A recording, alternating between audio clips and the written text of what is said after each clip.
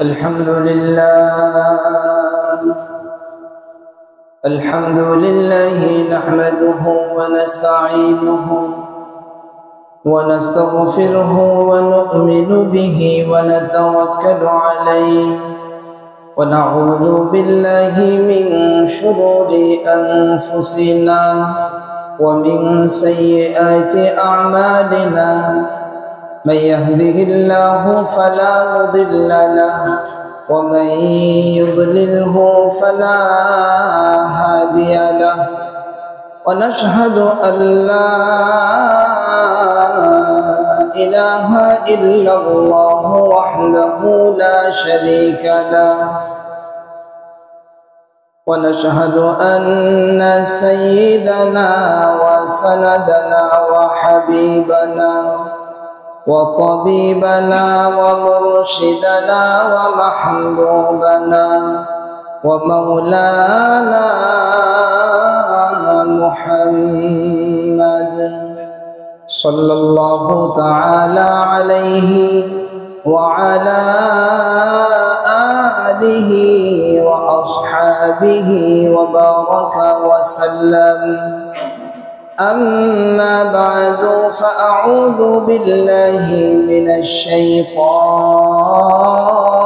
الرجيم. بسم الله الرحمن الرحيم. لن تنالوا البر حتى تنفقوا مما تحبون وما تنفقوا من شيء فإن الله به عليم. وقال رسول الله صلى الله عليه وسلم: ما من مولود إلا يولد على الفطرة فأبواه يهودانه أو ينصرانه أو يمجسانه كما تنتج البهيمة بهيمة جمعاء هل تحسون فيها من جدعاء ثم يقول: فطرة الله التي فطر الناس عليها لا تبديل لخلق الله ذلك الدين القيم. اللهم صل على محمد وعلى آل محمد. সকলে দুরূদ ইব্রাহিম পাঠ করি। اللهم صل على محمد وعلى آل محمد كما صليت على إبراهيم وعلى آل إبراهيم إنك حميد مجيد. اللهم بارك على محمد وعلى آل محمد كما باركت على إبراهيم وعلى آل إبراهيم إنك حميد مجيد. بلغ العلا بكماله كشف الدجى بجماله حسنت جميع خصاله صلوا عليه وآله. सारी दुनिया हो मुखालिफ कुछ नहीं है, सारे दुनिया हो मुखालिफ कुछ नहीं है, गम नहीं है डर नहीं है, जब खुदा रहमान है। बलगल उला बिकमालिही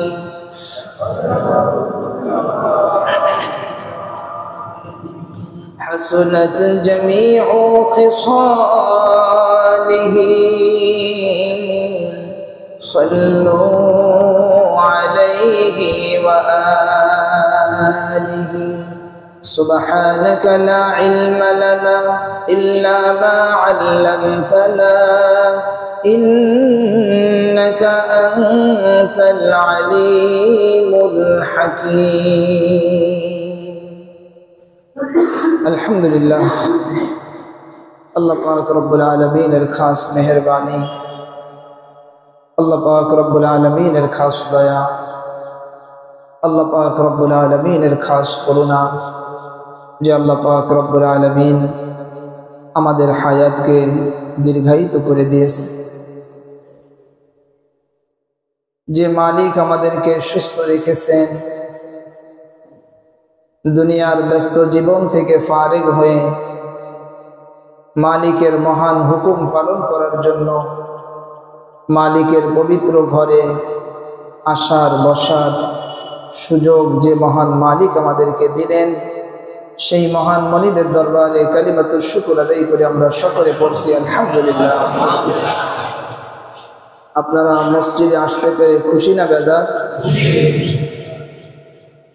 আজকের আলোচ্য বিষয় গত জুমাতেও যেটা চলতেছিল সেটা শেষ হয়নি, দান সম্পর্কে আলোচনা, হয়তো দুই এক জুমা ইনশাল্লাহ চলবে। দানের অনেক ফজিলত, দানের অনেক ফজিলত। দানের কথা শুনলে আমাদের চেহারা যেন মলিন না হয়ে যায়, আমাদের চেহারার ভিতরে যেন ভাঁজ না পড়ে। কি বলেন, ঠিক না? দানের কথা শুনলে আমাদের চেহারার ভিতরে দিতে হবে। মানুষ নেওয়াকে খুব ভালোবাসে, দিতে দেওয়াটাকে কি করে না, সবাই বলেন ভালোবাসে না। মানুষ নেওয়াটাকে খুব ভালোবাসে, দেওয়াটাকে মানুষ চায় না।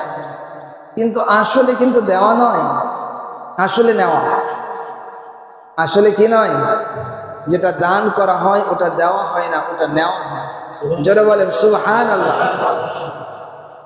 কিন্তু আমাদের কাছে মনে হয় যে আমরা দিচ্ছি, যেহেতু বাহ্যিকভাবে আমরা এটা দেখি, কিন্তু আসলে বিষয়টা কিন্তু তা নয়। বিষয়টা হলো এটা নেওয়া। আল্লাহ পাক রব্বুল আলামিন কালামে পাকের অনেক আয়াতের ভিতরে বলেছেন যে তোমরা দান করো, তোমরা দান করো। ওয়া আকিমুস সালাতা ওয়া আতুজ যাকাত ওয়া মা তুকদ্দিমু লিআনফুসিকুম মিন খায়রিন তাজিদুহু ইনদাল্লাহি হুয়া খায়রান ওয়া আ'যামা আজরা।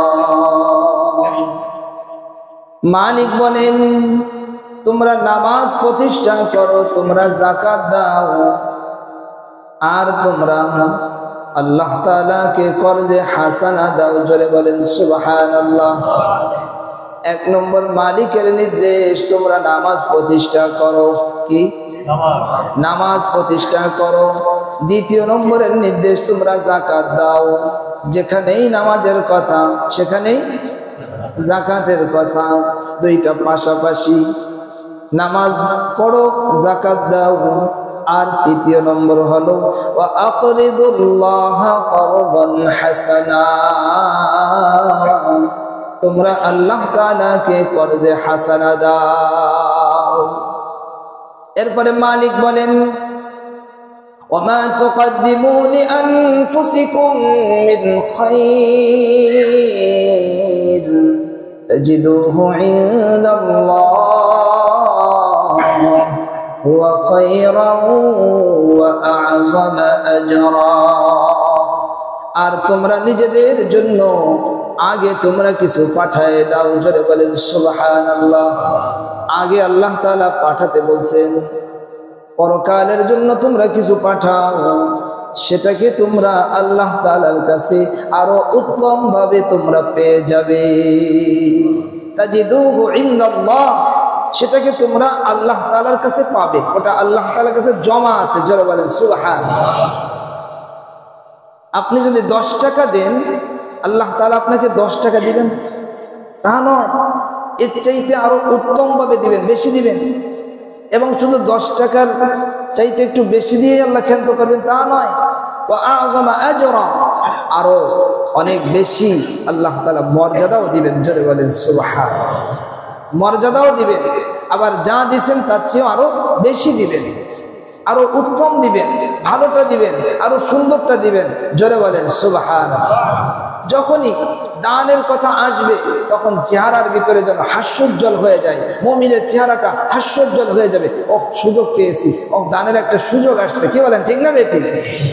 মালিক বলেন, ইন্নাল্লাহা ইশতারা মিনাল মুমিনিনা আনফুসাহুম ওয়া আমওয়ালাহুম বিআন্না লাহুমুল জান্নাহ, নিশ্চয়ই আল্লাহ তাআলা মুমিনদের কাছ থেকে তার জান আর মালকে খরিদ করে নিয়েছেন। জোরে বলেন সুবহানাল্লাহ। আপনার জান, আপনার মাল, আমার জান, আমার মাল কে কিনে নিয়েছেন? আল্লাহ তাআলা। বিনিময়ে আল্লাহ জান্নাত দিবে। তাহলে আমাদের জান এটা আমাদের নাই, আমাদের মালও আমাদের নাই, এটা কার হয়ে গেছে? আল্লাহ তাআলার। তা আল্লাহ তাআলার জিনিস আল্লাহ তাআলাকে দিব, অসুবিধা কোথায়? সাহাবায়ে কেরামের ভিতরে দানের প্রতি তাদের কেমন স্পিরিট ছিল, তাদের কেমন অবস্থা ছিল? হযরত আনাস রাদিয়াল্লাহু তাআলা আনহু থেকে বর্ণিত, আনাস রাদিয়াল্লাহু তাআলা আনহু বলেন, একবার রাসূল পাক সাল্লাল্লাহু আলাইহি ওয়াসাল্লামের কাছে একজন ব্যক্তি আসছে। আসার পরে বলছে, ইয়া রাসূলুল্লাহ, আমার একটা দেওয়ালের কাজের দরকার। অমুক লোকের একটা খেজুরের বৃক্ষ আছে, খেজুর গাছ আছে, ওই গাছটা যদি আমাকে যদি দিয়ে দেয় তাহলে আমি একটা দেওয়ালের কাজটা করতে পারি। আল্লাহর নবী, বিশ্ব নবী সাল্লাল্লাহু আলাইহি ওয়াসাল্লাম ওই লোককে ডাকলেন। ওই লোককে ডাকার পরে বললেন, তোমার ওই খেজুর গাছটা, খেজুর যে বৃক্ষ, ওই গাছটাকে তুমি দিয়ে দাও এই লোককে। কিন্তু লোকটা দিতে রাজি হলো না, লোকটা অস্বীকার করে দিল। এমন মানুষ আমাদের সমাজে আছে না নেই? লোকটা দিতে অস্বীকার করল। কিন্তু এই সংবাদ আল্লাহর নবীর একজন সাহাবী হযরত আবু দাহদা রাদিয়াল্লাহু তাআলা আনহু, তিনি এই সংবাদ জানতে পারছেন যে আল্লাহর নবী সাল্লাল্লাহু আলাইহি ওয়াসাল্লাম ওই লোকটার কাছ থেকে এই গাছটা নিতে চেয়েছেন এবং বিনিময়ে জান্নাতে সে গাছ পাবে এটাও বলেছেন। বিনিময়ে সে কি পাবে? জান্নাতে গাছ পাবে। হযরত আবু দাহদা রাদিয়াল্লাহু তাআলা আনহু তিনি চলে গেলেন ওই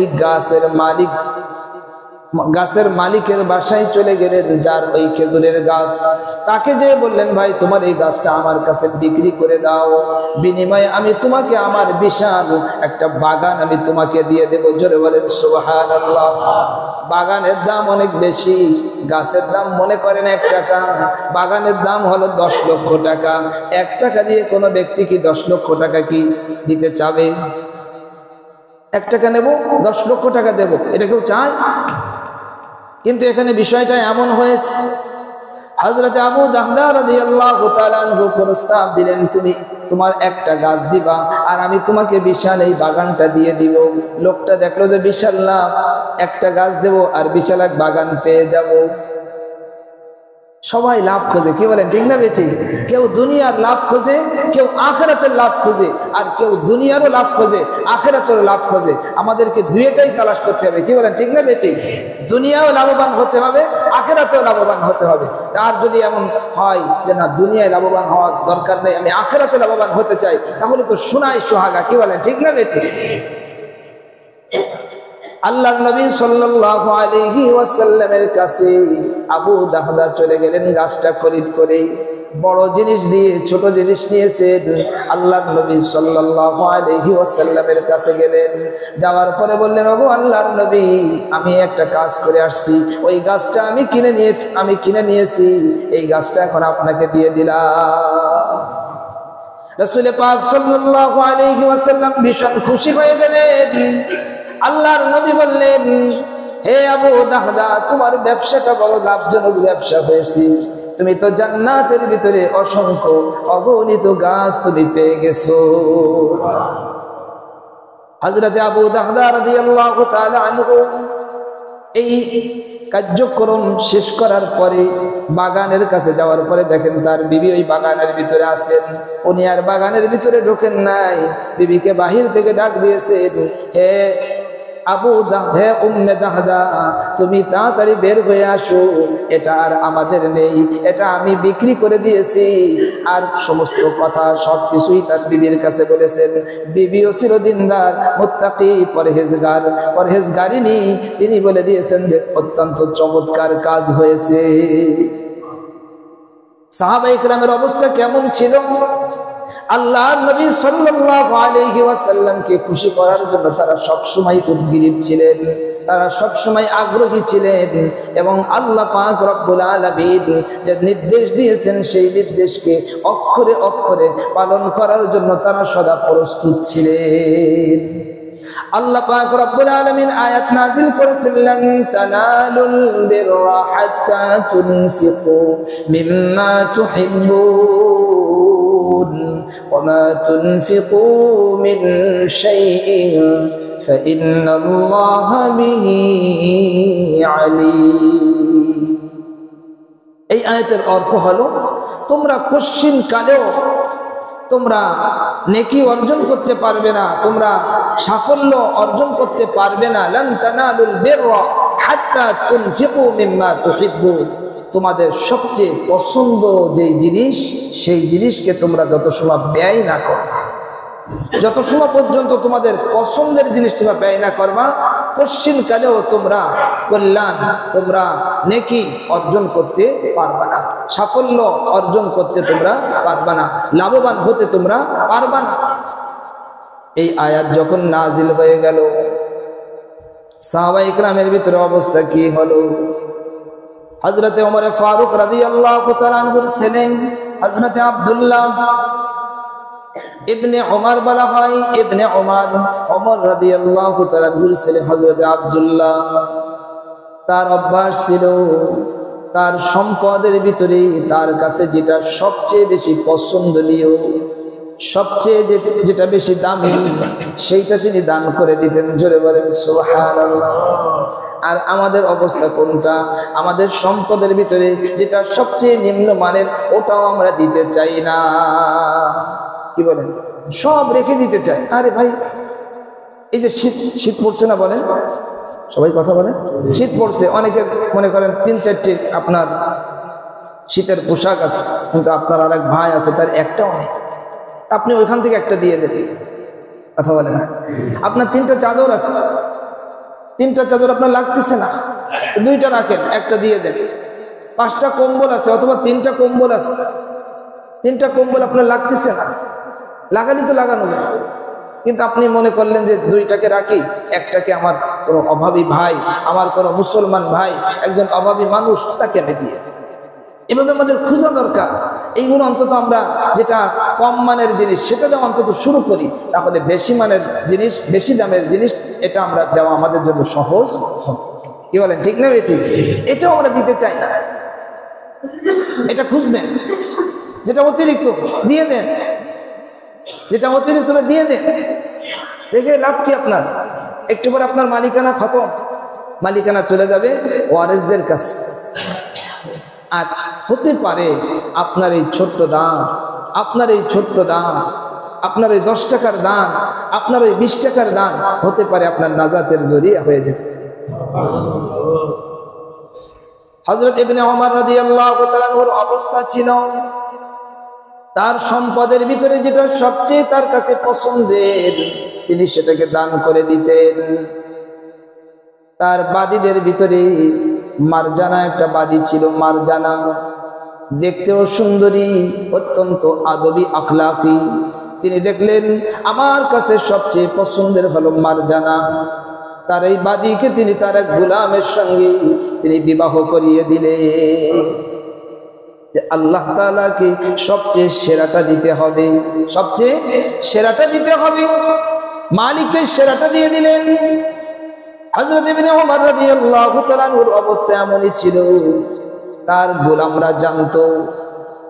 হযরত ইবনে ওমর রাদিয়াল্লাহু তাআলা আনহুর অবস্থার কথা তার গোলামরা জানতো। এই জন্য গোলামরা মসজিদে গিয়ে বেশি বেশি ইবাদত বন্দেগী করত। হযরত ইবনে ওমর রাদিয়াল্লাহু তাআলা আনহু যখন দেখতেন যে এই লোকটা বেশ ভালোই তো ইবাদত বন্দেগী করে, মসজিদে যায়, নিয়মিত যায়, নামাজ পড়ে, জিকির আজগার করে, কোরআন শরীফ তেলাওয়াত করে, দোয়া করে, কান্নাকাটি করে, ইবনে ওমর রাদিয়াল্লাহু তাআলা আনহুর কাছে ওইটা পছন্দের হয়ে যেত। আর যেটা পছন্দের হয়ে যেত ওইটা তিনি তখন আজাদ করে দিতেন। এই লোভে লোভে গোলামরা মসজিদে গিয়ে গিয়ে ইবাদত করছে। ইবনে ওমর রাদিয়াল্লাহু তাআলা নজরে যখন পড়ে যেত তখন তিনি তাকে আজাদ করে দিতেন।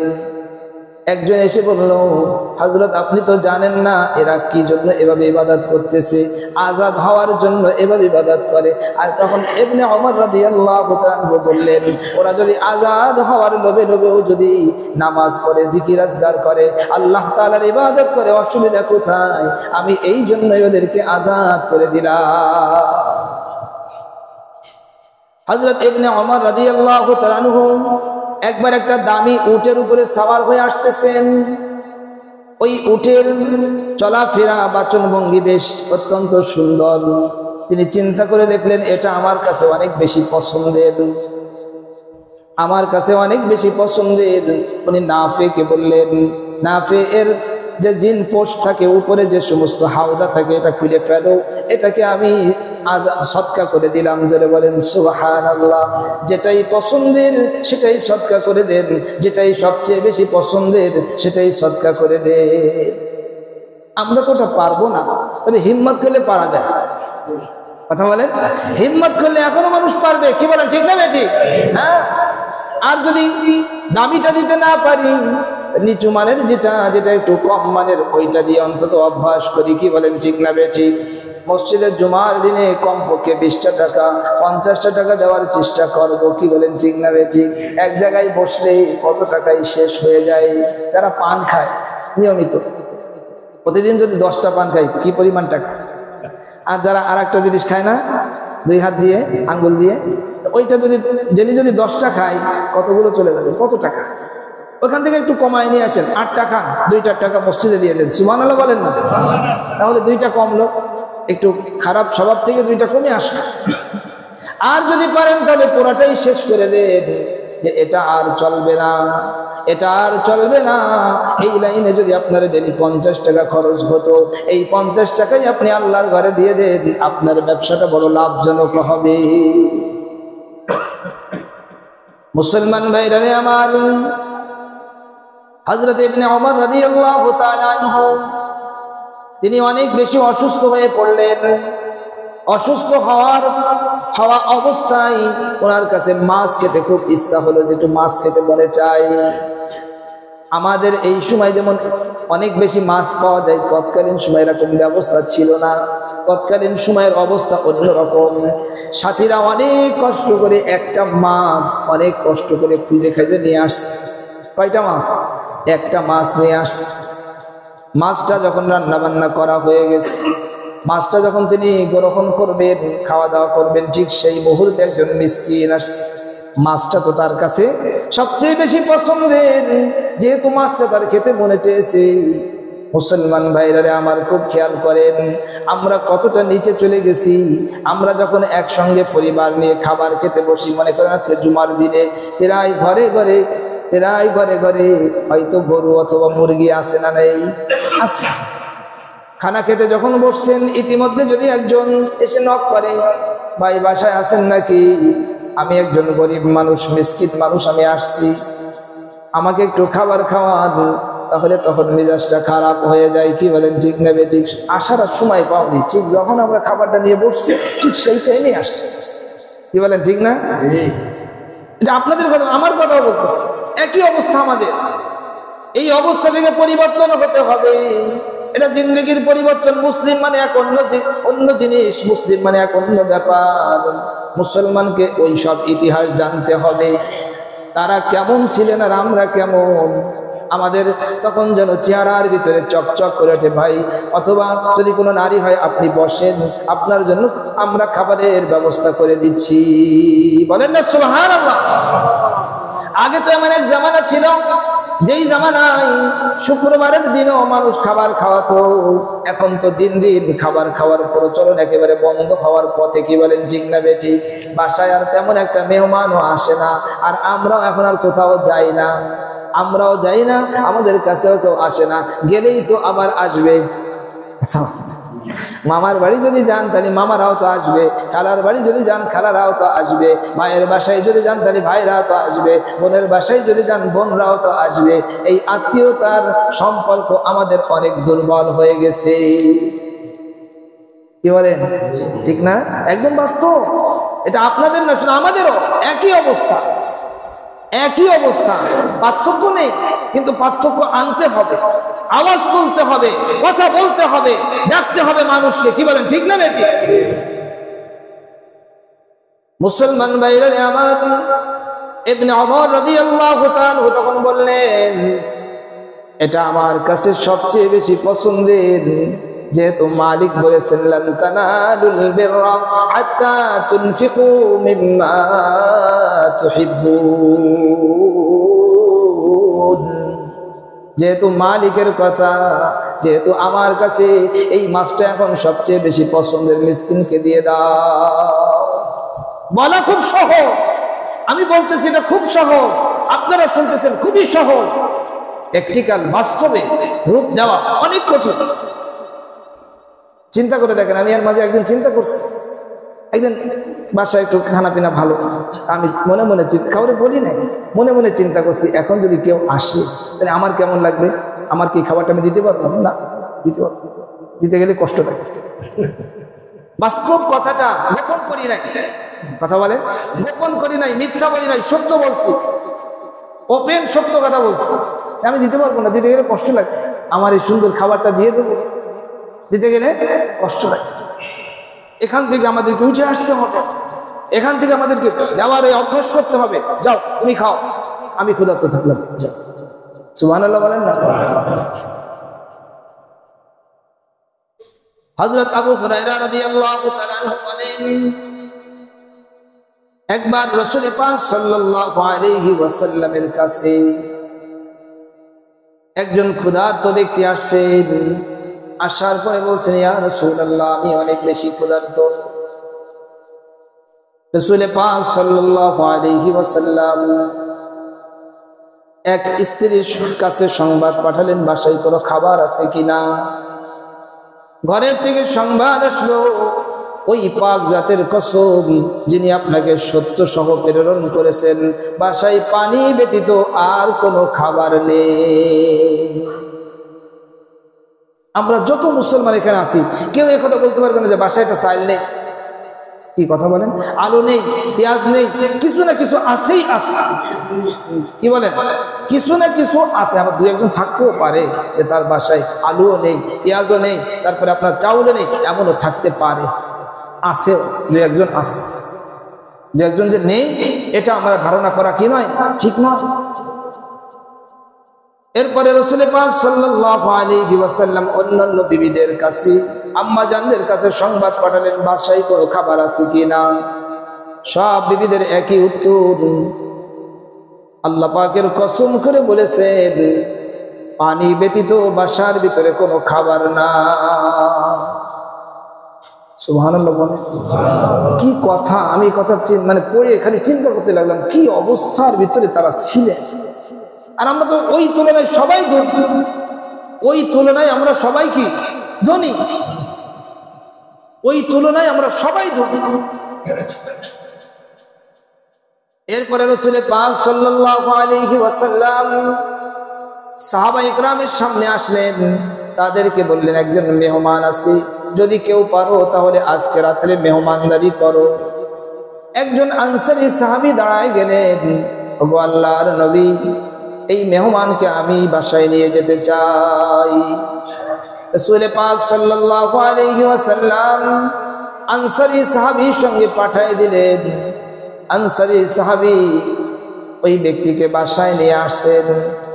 বাসায় এসে স্ত্রীর কাছে জিজ্ঞাসা করলেন, বাসায় কি পরিমাণ খাবার আছে? খুব ভালো করে শোনেন, কান লাগায় শোনেন, দিলের কান দিয়ে শোনেন এবং নসিহত গ্রহণ করেন। কি বলেন, ঠিক না বেঠিক? লম্বা লম্বা আলোচনা শুনলেন কিন্তু নসিহত গ্রহণ করলেন না। এই আলোচনা শোনার দ্বারা কোনো লাভ নাই। কি বলেন, ঠিক না বেঠিক? নসিহত গ্রহণ করতে হবে, আমাকেও গ্রহণ করতে হবে, আপনাকেও গ্রহণ করতে হবে। আমরা যদি এতগুলো মানুষ নসিহত গ্রহণ করি, এই সমাজ সুন্দর হতে বাধ্য। কি বলেন, ঠিক না বেঠিক? সমাজ সুন্দর হয়ে যাবে, কৃপণতা করা যাবে না। কি বলেন, ঠিক না বেঠিক? আমি কৃপণতা কার জন্য করবো? ফাঁকে আর একটা কথা বলেনি, তারপরে এই কথাটা বলতেছি। হযরতে আবু যর রাদিয়াল্লাহু তাআলা আনহু বলেন, মানুষের সম্পদের ভিতরে তিনজনের ভাগ আছে, অংশ আছে। কয়জনের? সবাই বলেন। মানুষের সম্পদের ভিতরে কয়জনের ভাগ? তিনজনের ভাগ আছে, তিনজনের অংশ আছে। এক নম্বর হলো তাকদীর। এক নম্বর তাকদীর। তাকদীরে লেখা আছে যে অমুক সময় আপনার চোখটা কানা হয়ে যাবে আর আপনার এই সম্পদ বেচতে বেচতে বেচতে বেচতে শেষ। তাকদীর।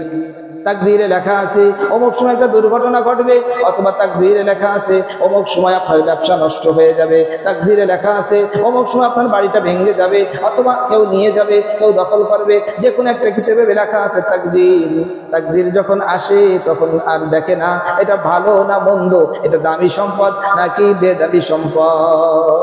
কি বলেন? অনেক সময় এমন হয়, বিশাল বড় আপনার মুরগির খামার সব এক রাত্রি মরে শেষ।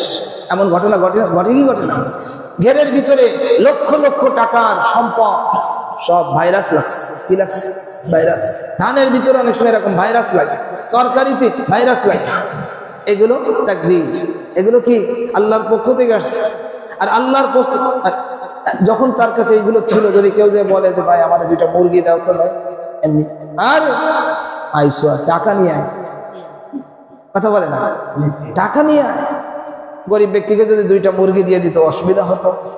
মুরগির কথাতে একটা দৃষ্টান্ত দিলাম, এরকম আরো যে যার কাছে যে জিনিস আছে ওখান থেকে যদি সে কিছু দিয়ে দেয় অসুবিধা হয়? হয়। সামনের থেকে আমরা দিতে চাই না, পিছন থেকে যদি সবও চলে যায় অসুবিধা। সামনের থেকে দেওয়ার অভ্যাস করতে হবে। এক নম্বর হলো তাকদীর। দ্বিতীয় নম্বর হলো আপনার সন্তান সন্ততি ওয়ারিসরা অপেক্ষায় আছে, কখন আপনি মারা যাবেন, কবরের ভিতরে শুয়ে যাবেন, তারা সব সম্পত্তি বন্টন করে নিয়ে যাবে। দ্বিতীয় নম্বর। আর তিন নম্বর হলো আপনি আমি। তৃতীয় নম্বর অংশীদার, আপনিও আপনার সম্পদের ভিতরে অংশীদার, আমিও আমার সম্পদের ভিতরে অংশীদার। হযরতে আবু যর গিফারী রাদিয়াল্লাহু তাআলা আনহু বলেন, ওই দুইজন তো তাদের অংশ নেওয়ার জন্য সবসময় বসে আছে। তুমি তোমার অংশ, তুমি যেন তাদের থেকে দুর্বল হয়ে না যাও, তোমার অংশটা তুমি সঠিকভাবে গ্রহণ করো। তার মানে আপনার হাতে থাকা অবস্থা আপনি কিছু দান করে দেন, কিছু মসজিদে দেন, কিছু মাদ্রাসায় দেন, কিছু আত্মীয় স্বজনদেরকে দেন, এতিম অসহায়দেরকে দেন। কি বলেন, ঠিক না বেঠিক? কয়টা অংশ? তিনটা। আপনার অংশ যদি আপনি ছেড়ে দিতে যদি রাজি থাকেন, আপনার অংশ যদি পুরোটাই আপনি তাকদীরে দিয়ে দেবেন আর ওয়ারিসদেরকে দিয়ে দেবেন, আর আপনি খালি হাত, খালি বাল্লি, হাতে কিছু। খুব খেয়াল করার বিষয়। সাহাবী বাসায় যাওয়ার পরে সাহাবী বাসায় ফিরে গেলেন, স্ত্রীর কাছে জিজ্ঞাসা করলেন কি পরিমাণ খাবার আছে।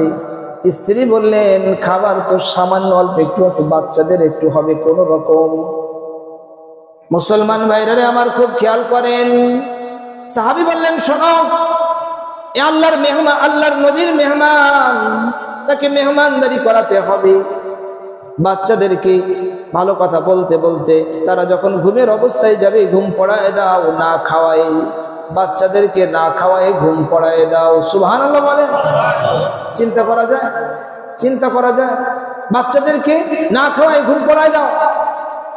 বাচ্চাদেরকে না খাওয়ায় ঘুম পড়ায় দিলেন। আর বললেন যে আর একটা কাজ করতে হবে, যে বাতিটা আছে এখনের মতন এরকম সুন্দর সিস্টেম ছিল না।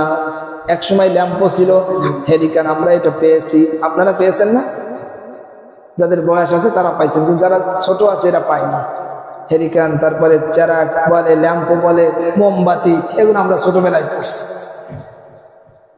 তুমি বাতি ঠিক করার অজুহাত দেখায় তুমি বাতিটা নিভাই দিবা, আর এদিকে মেহমানকে খাবার খাওয়াই দিতে হবে। তুমি আর আমরা না খেয়ে চপচপ করতে থাকবো। আমরাও খাচ্ছি, তার সঙ্গে কথা বলবো, ফাঁকে মেহমান খাবে, আর আমরা দুইজনেও খাচ্ছি। কি চাও? আমরাও ফাঁকে ফাঁকে কথা বলবো আর চপচপ করতে থাকবো। আমরা চপচপ করতে থাকবো। আমরা মুখের ভিতরে কেমন যেন খাচ্ছি, আসলে তারা দুইজন খাবে না।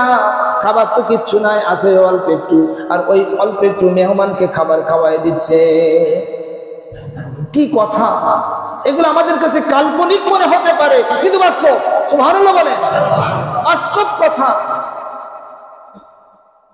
এই সাহাবীর ব্যাপারে আল্লাহ পাক রব্বুল আলামিন কালামে পাকের আয়াত নাজিল করে দিয়েছেন। রাত্রটা এইভাবে কেটে গেল। দুইজন উপোস, স্বামী স্ত্রী উপোস, বাচ্চারাও না খাওয়া, মেহমান কোন রকম খেয়েছে। সকালবেলা যখন আল্লাহর নবীর দরবারে গেলেন, রাসূল পাক সাল্লাল্লাহু আলাইহি ওয়াসাল্লাম বললেন, আমার সাহাবীরা রে, তুমি রাতের বেলা তুমি যে কাজটা তুমি করেছো, এটা আল্লাহ পাক রব্বুল আলামিনের কাছে বড় পছন্দ হয়ে গেছে। আল্লাহ তাআলা আয়াত নাযিল করেছেন, ওয়া ইউসিরুনা আলা আনফুসিহিম ওয়ালাউ কানা বিহিম খাসাসা। তারা নিজেদের উপরে অন্যদেরকে প্রাধান্য দেয়, নিজে না খেয়ে অন্যকে খাওয়ায় দেয়, নিজের আরামটাকে আরেকজনকে দিয়ে দেয়, অথচ তারা নিজেরা ক্ষুধার্ত। সুবহানাল্লাহ বলেন, সুবহানাল্লাহ বলেন। তারা নিজেরা ক্ষুধার্ত, কিন্তু অপর দিকে আরেক ভাইকে তারা খাবার খাওয়ায় দিচ্ছে। এই ছিল সাহাবায়ে কেরামের অবস্থা। আর আমরা এবার নিজেদের বিবেচনা করি, নিজেদের দিকে তাকায় দেখি আমরা কোন অবস্থায় আছি। এই জন্য মুসলমান ভাইরা আমার, বেশি বেশি দান সদকা করা, মসজিদের দিকে খেয়াল রাখা, মাদ্রাসার দিকে খেয়াল রাখা, এগুলো আমাদের ইসলামের দুর্গ। এগুলো ইসলামের দুর্গ। মসজিদ থাকবে, মাদ্রাসা থাকবে, দিনী মানুষ থাকবে, আলেম ওলামারা থাকবে, তাহলে মানুষ ইসলামের কথা জানতে পারবে, মানুষ ইসলামের এক পরিবেশ পাবে, মানুষ জান্নাতের দিকে অগ্রসর হবে, জাহান্নাম থেকে বেঁচে যাবে। কি বলেন, ঠিক না বেঠিক?